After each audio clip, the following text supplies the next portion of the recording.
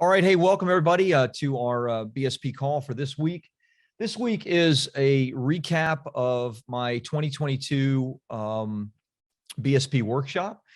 As I shared a couple of weeks ago, it's how we get off to a great start in early January every single year. I've been doing it at least 7 years, 6 or 7 years, and probably longer than that. And always felt like January was a great time for people to make aspirational decisions because it's the beginning of the year, New Year's resolutions. People are thinking about making changes. And I thought, if I could do something that would, help to motivate people and for those that are interested in moving forward, kind of capture their interest right out of the gate, then that would be great for them and for bestseller publishing. I think that's true for you as well. If you're in any kind of business where, there's an aspirational element, business success, finance, weight loss, fitness, health, just about anything has relationships, has, kind of that New Year's aspirational element to it. And so as I shared a couple of weeks ago, I was calling, every year I do basically it's a really long form webinar, like 90 minutes to 120 minutes. And I always feel like I rush through it like crazy. And when I was at Brunson's Inner Circle meeting in Boise a couple months back, several people were having really great success doing 4-hour workshops. And I thought, you know what, I have like 250 slides and I rush through it like crazy. Why don't I just call this thing a workshop, make it 3 or 4 hours long or however long it needs to be. And get people super engaged, like, take the time, and I'll give you a breakdown of how I did it and what I did. And so I called it a workshop, and in marketing and advertising, I told people in my emails, I told people this was going to be 3 to 4 hours long, and and that, really buckle in and set the time aside because there's a lot that we're going to be going over, et cetera. So that was already a little change from what I had done in the past. And it both gave me kind of a freedom to do more because I was letting people know that, we were going to spend quite a bit of time together, even though some people obviously had to drop off. But it gave me the ability to, have more engagement, spend more time on the things that I thought were important. Honestly, I could probably go on 5 hours or 6 because even when I left, we had, I think, over 100 people live, and I kept saying goodbye, and waited until there were no more questions, and then eventually cut it. So I'm going to share my screen, and I'm going to go through some of the details, the landing page, the replay page, what I spent on Facebook ads, what we did in terms of registrations and all of that stuff. So let's go ahead and share the screen. Everybody should be able to see the screen. This is actually the Facebook group. This was the landing page itself. Honestly, this is the lander that I have been using for, I don't know, 5 or 6 years. I've been using the same exact landing page. You can see I haven't even updated some of the numbers because we're like over 1,200 past clients in maybe 50 different industries.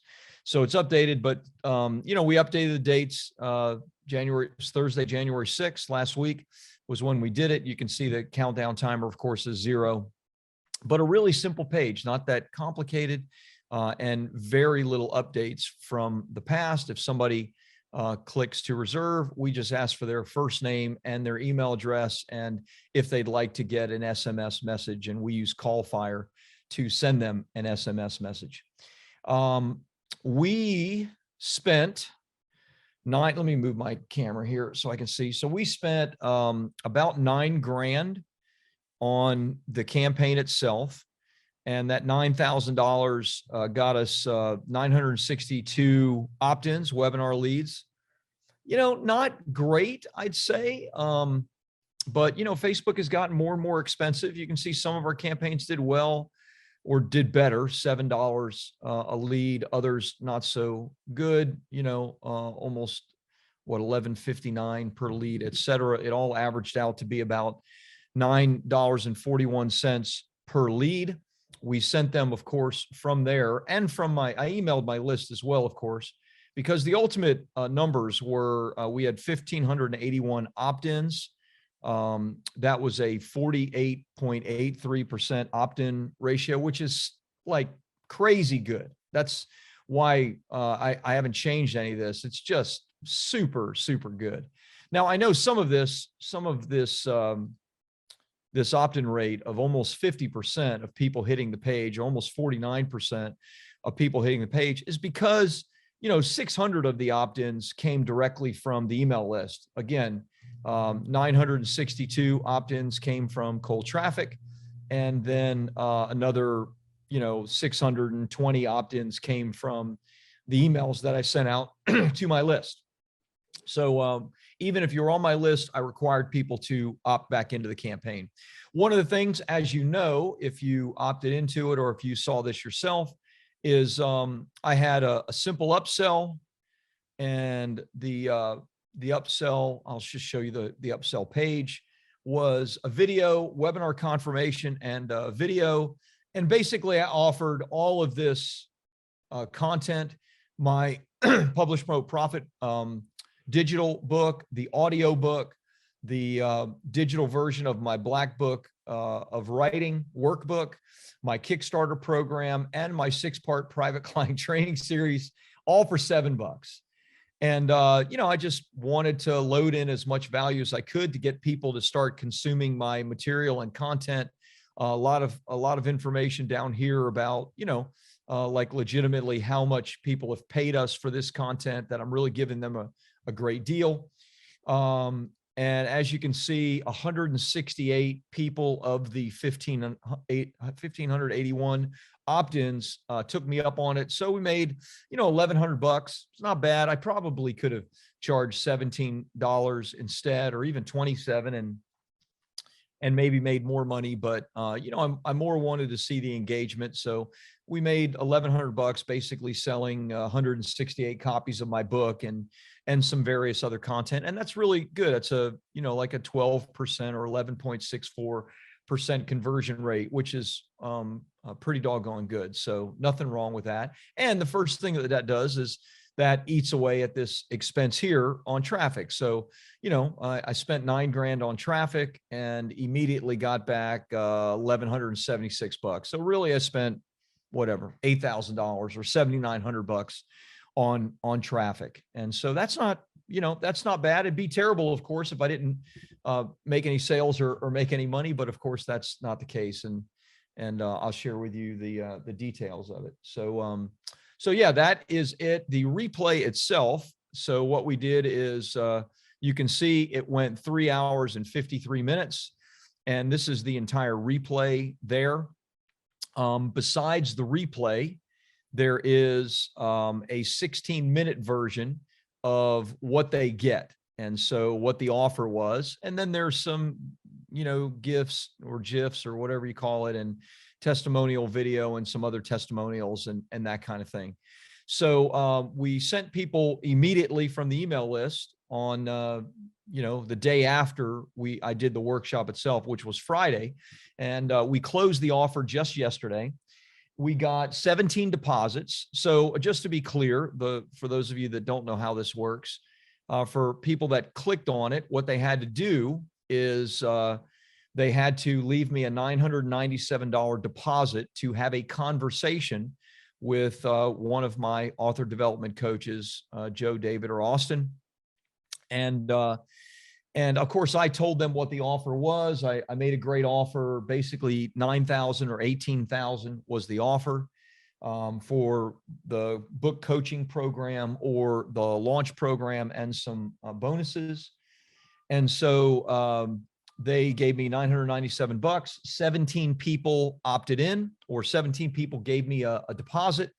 And we are going through all of those. Probably 4 or 5 have already worked out a payment plan and have gotten started.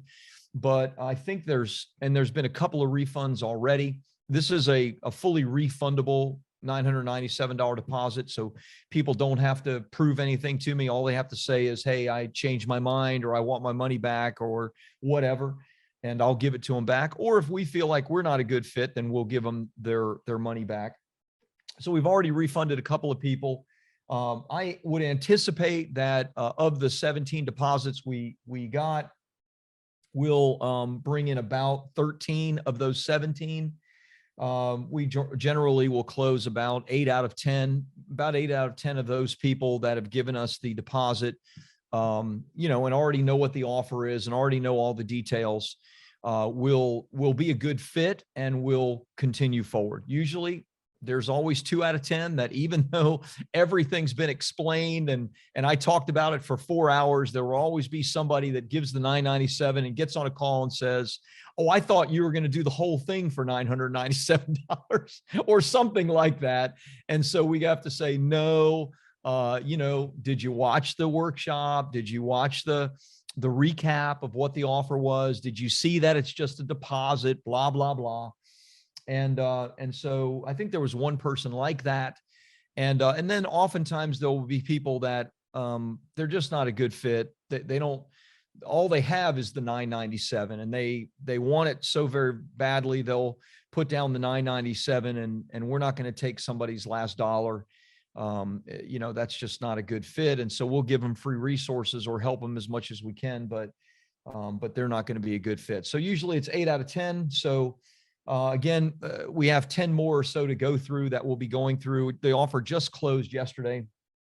And my expectation is that it will do somewhere in the range of $160,000 in revenue, which is not bad for 4 hours of work and some emails. And that is on a spend of $9,000 minus what we took in for the book sale. So 7,900 in spend, 8,000 in spend, and 160,000 in revenue. So, you know, something like a 20x return on investment, which, you know, is better than a sharp stick in the eye, as I like to say. So not bad, a good start to the year. And of course, there's a, you know, bunch of other clients that we have from the various other things that we're doing. So, so I'll recap the numbers again. I'll just go through it really quick so you can have them. I was going to go to the whiteboard and write this stuff down, but I'll just give it to you if you want to take notes. We spent $9,051 on Facebook ads. We got $1,161 in book sales, 1,581 opt-ins. We had 300 people live initially on the webinar itself, which was pretty good. I was pretty happy about that. And we probably had 200 or so on when I gave the pitch, and I'll talk about the breakdown in just a minute.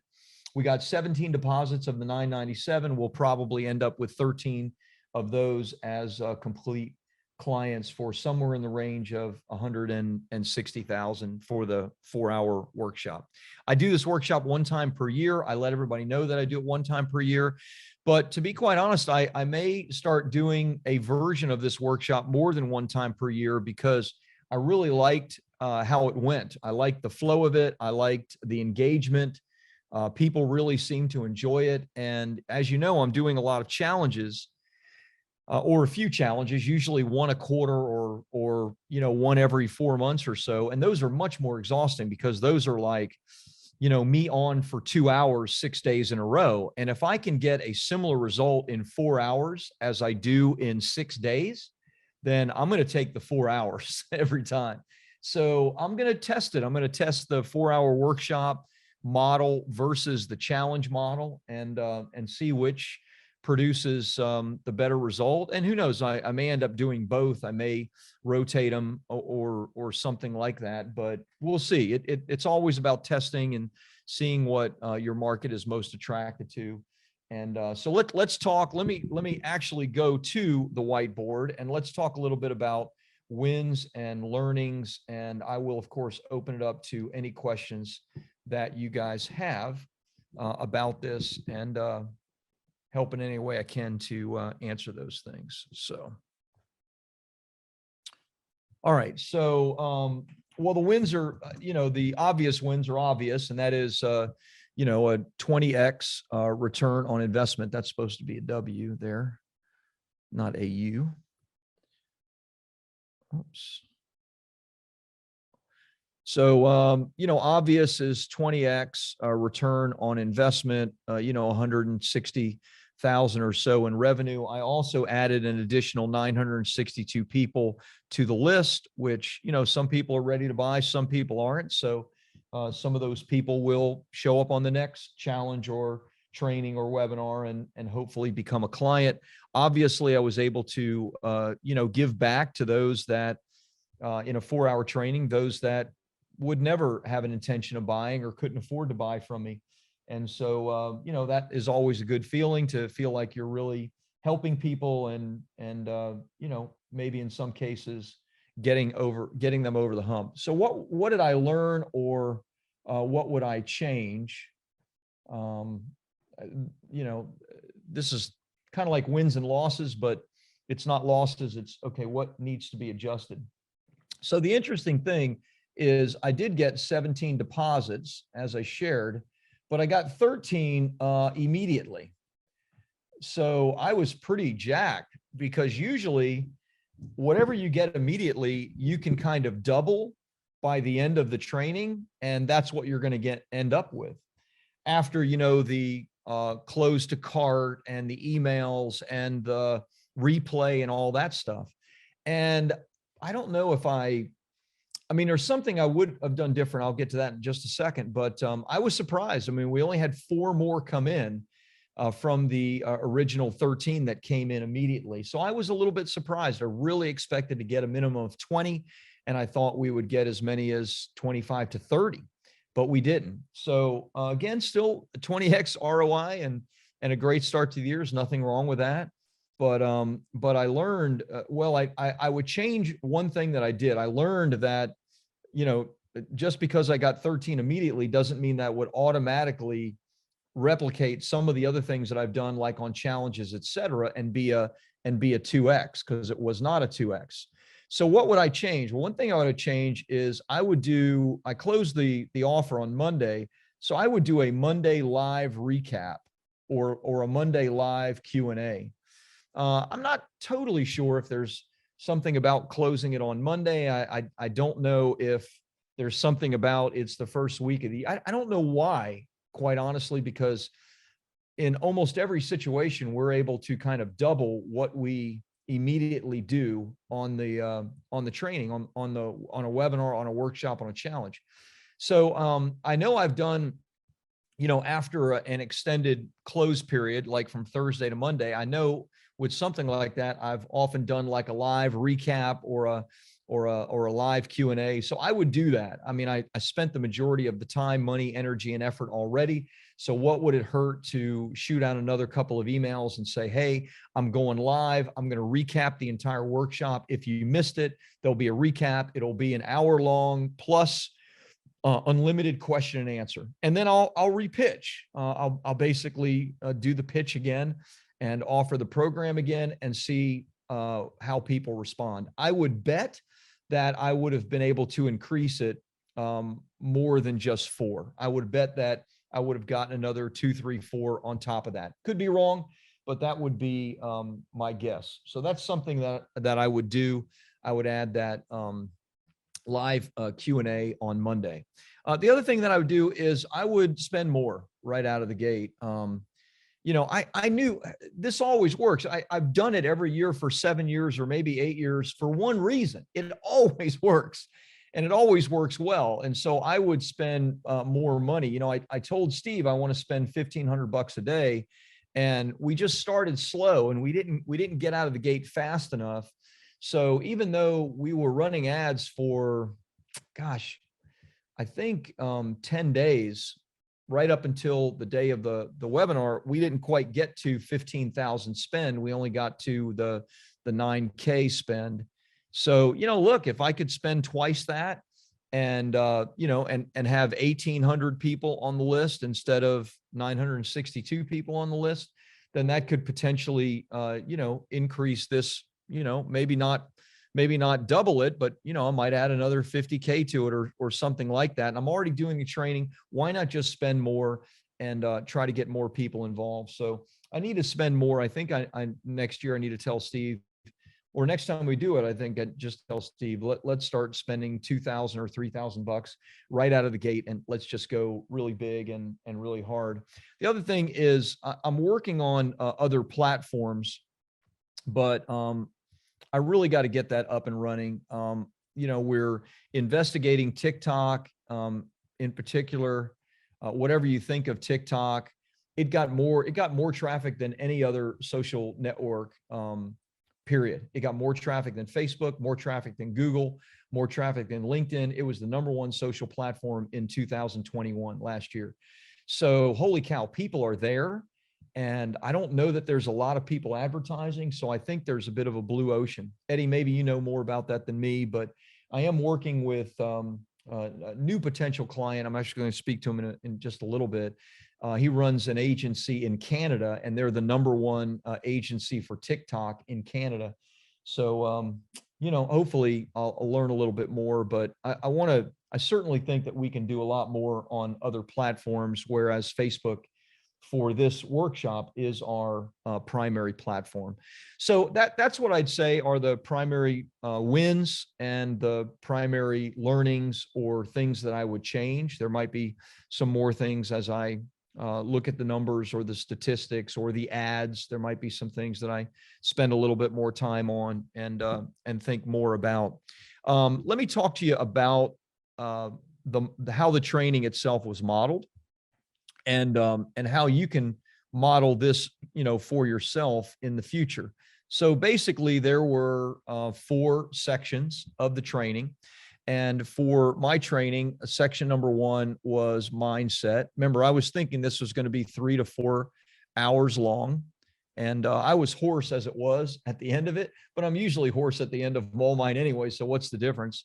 But I knew it was going to be 3 to 4 hours. So I thought, let's spend an hour in every module. Right. And, so I wanted a first module on mindset. And then I had my 3, kind of core elements: publish, promote, and profit. In each one, I had, stories, case studies, and then my slides to teach whatever I'm teaching. And then I had a Q&A and takeaways. Okay. Which was really cool and really fun. In fact, I got so many, I could not read them all. I spent, 10 minutes maybe answering questions, 15 minutes maybe answering questions and just reading people's takeaways. And then literally there were like 100 more left in each section after I was done. I was like, wow, people are really engaged in this, which, engagement is what you're looking for, because A, people are learning and it's helping them. And B, engaged people are the ones that buy from you. They're the ones that are getting to know you, liking you, trusting you, and moving forward. So each section had these elements in it. There were a lot of stories in the first section where I talked about mindset. And this is a part that I've never done before, but I actually got my best, which is funny how it always works that way, but I got my best feedback on that. And that's where I just kind of, was really honest and raw, instead of, like what most people do. And honestly, what I usually do in introducing myself is, you want to do it as quickly as possible. So, what do? You talk about the highlights. Bestseller Publishing was named the #1 publisher in Los Angeles. And we've worked with all these celebrities and we've helped over 1,100 clients and blah, blah, blah. I'm great. I'm great. I'm great. But, that's really not what resonates with most people. What resonates with most people is, I kind of suck and I'm kind of a normal person and I kind of make a whole lot of mistakes, and, here's my mistakes. And so the fact that I was able to share those things, I think it really resonated with people a lot more. So I shared about, the more details about the financial just calamity that I ran into that caused me to write my first book, and what led to all that. And I was able to share more honestly and sincerely about that, whereas in the past I would have never felt like I had the time to do it, because I was always rushing through these slides, because I tried to, I only added like 20 or 30 slides to take a 90-minute presentation and make it a 4-hour presentation. So that'll give you an idea. So I was able to share more, I think, from my heart. And that is, especially in this mindset section, that is what I think resonated the most with people. And then, when it came to Publish, Promote, Profit, I don't know that I did as great a job on that as far as the stories go, but mainly it was client stories. So case studies or client stories, and then teaching, and then Q&A or takeaways. And, okay, what'd you get out of that? What's the biggest thing you learned, et cetera? What questions do you have? And I just answered. Now, what I did, and I meant to mention this, and one thing that I would change is I pitched right here. So I asked people permission, which you always want to do. And it went something like, many of you at different times have set strategy sessions and had author development coaches speak to you about you working with bestseller publishing. I've created something special. Would I have your permission to share that with you? Because if everybody says no, then I'm obviously not going to share it. But of course not. People are not going to say that. You've already been given to them for 2 hours.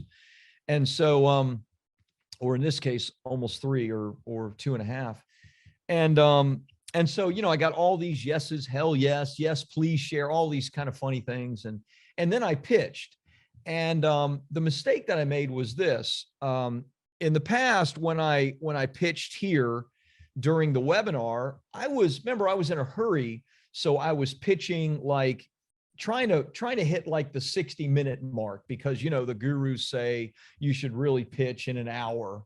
And that's, of course, complete baloney. Because if you're given great content, people will stay around and stay engaged.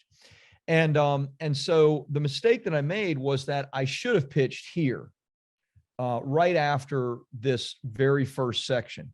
Or what I would test next time is, well, here's where I pitched, and here's where I should have pitched.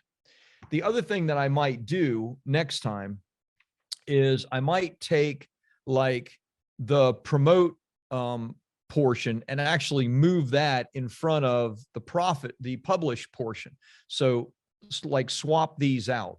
Why? Well, because a lot of people are on there that have already written their books, and what they're really interested in is promoting it or profiting from it.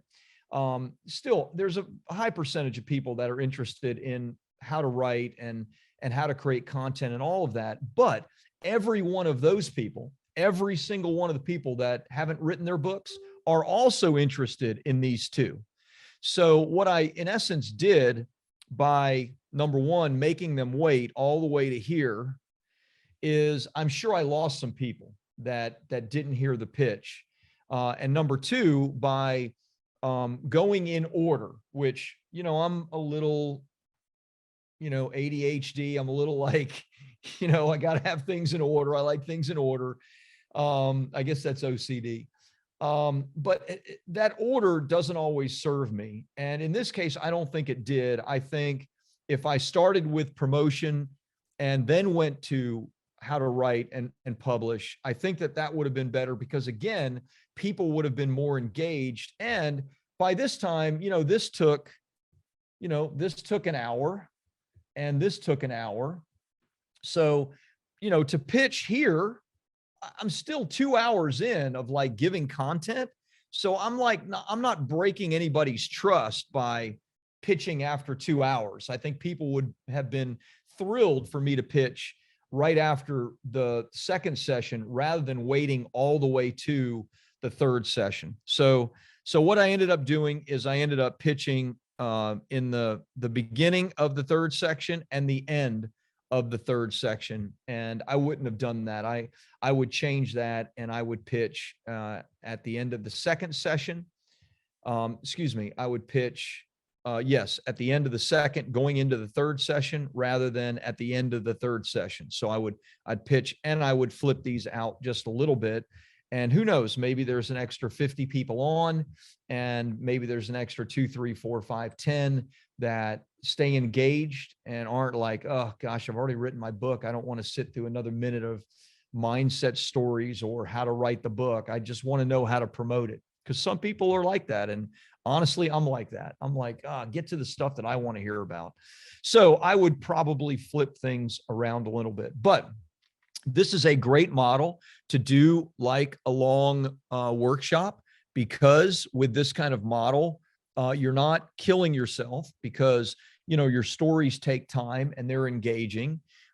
Your client successes take time, and then there's a portion obviously where you're teaching, and then the takeaways and the Q&As take time, and people feel validated because you're calling their name, you're answering their questions, you're actually helping them, and in helping them, you build great trust with them. So that's how the workshop was modeled right there. That's how I did it, and that is also what I would change within the workshop for the next one. I can tell you for sure, I am not going to wait for a year to do another workshop. Now, I won't do another beginning of the year workshop until next year, but I can tell you for sure, I will do another workshop because I really liked how this flowed. I like the engagement that I got. I like the return on investment and the success of it. So I would certainly test it again.